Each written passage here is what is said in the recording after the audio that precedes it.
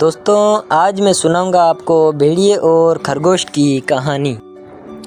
بھیڑیے کے کھیت سے شکرقندی چرانا کوئی آسان کام نہ تھا، کیونکہ بھیڑیا بہت دھیمے پاؤں چلتا ہوا آتا اور چور کو پیچھے سے پکڑ لیتا تھا۔ لیکن خرگوش پھر بھی ہر روز بھیڑیے کے کھیت سے شکرقندی چرا لیتا۔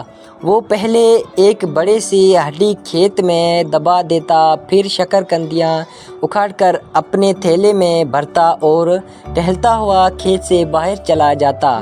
بھیڑیے کو بھی شکرقندیوں کی چوری کا پتہ چل گیا۔ ایک دن وہ چور کو پکڑنے کے لیے بھوسے کے ڈھیر کے پیچھے چھپ کر بیٹھ گیا اور انتظار کرنے لگا۔ کچھ دیر میں خرگوش بھی آ پہنچا۔